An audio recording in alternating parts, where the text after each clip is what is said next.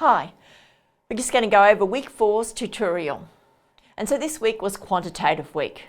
The students really enjoyed a lot of discussions about the article and the methods and just different ways that sort of you might look at a quantitative research question. So just the main aspect that we did, we completed the quiz individually and then discussed it as a team. Students were able to sort of break down the questions, and so it's important if you've missed this week's tutorial or you just want to revise it, that you go over the quiz again. Have a look at those questions, see if they make sense. Go back to the Learning at Griffith site and your textbook to make sure you understand all the different parts to the question. Basically, we looked at quantitative research, which is a scientific approach to looking at a problem. Still with the same research question that we had in qualitative, but more of a question which is asking a specific answer. We also looked at they often present a hypothesis, which is sort of like what they expect would be the outcomes. We looked at the fact that quantitative research is numbers, comparison, and measurements. Also with larger samples, often with very large samples in relation to the population that it's exploring and the research question. We discussed the fact that quantitative research is often generalizable, which means that you can move it from one setting to another because you've had a big enough sample size and you've explored it with enough depth to be able to say that if you did this, this is what you expect, so that's why it is able to be translated and generalised. We also talked about reliability of surveys and validity of surveys. And reliability of the surveys was, what they are testing, what they are exploring. Validity is, have they been used before and do they actually provide the answers that are being asked in the survey? We talked about different methods and designs. We specifically looked at randomised controlled trials and non-randomised, which is where they didn't have a specific randomisation or they were missing part of the actual process of the normal RCT. We looked at cohort and case control studies, which are again just different ways where you have a particular sample or setting. We looked at cross-sectional analytical studies, which are a snapshot in time where you might do a survey on a population at one particular time. If we turn that in and we followed that up at 6 months and 12 months, it would be a longitudinal study, descriptive study. And so we talked about what sort of research questions would be used for these types of studies and why. We also looked at the different surveys and how they presented information and case series if you were sort of looking at a problem over a longer time. We looked at how you actually calculate sample size and why you would do that and how it relates to your population and also the survey.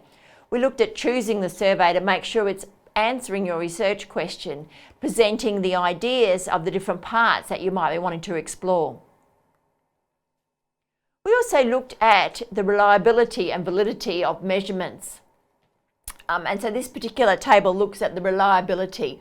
It talks about intra-rater reliability, where if you use the same measurement with the same person measuring it, that would be inter-rater reliability. So if you measured the person's height or their blood pressure with the same equipment twice, then that would be sort of getting you to identify, yes, that is the correct measurement.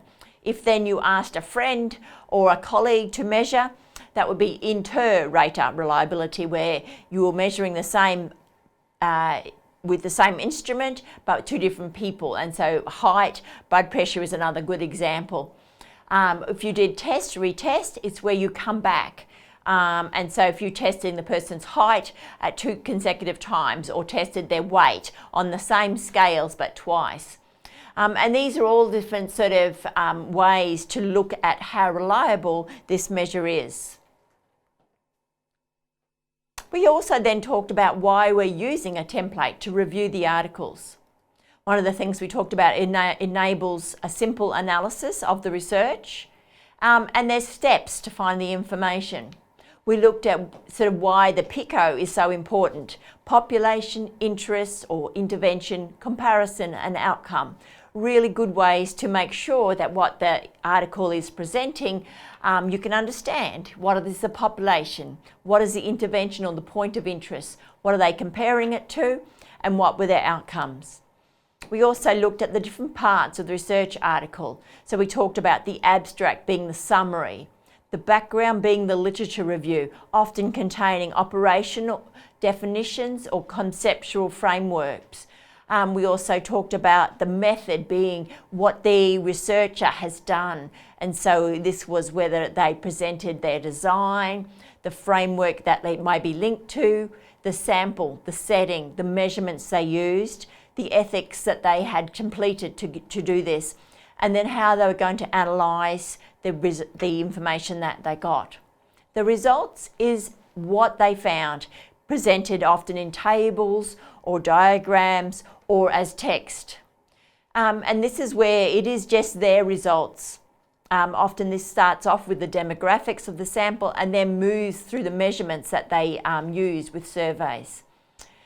We also then looked at the discussion, which is the so what, the bringing together of the results with what other research. And what does this mean for clinical practice? We talked about this is where they may have the limitations of their research and the conclusion, but also the recommendations.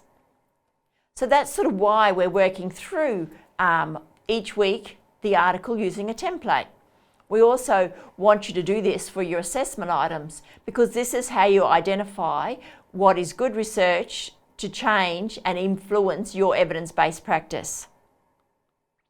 In summary, start to prepare for Module 5. Review all the modules in readiness and be aware of sort of what we have learned over the trimester.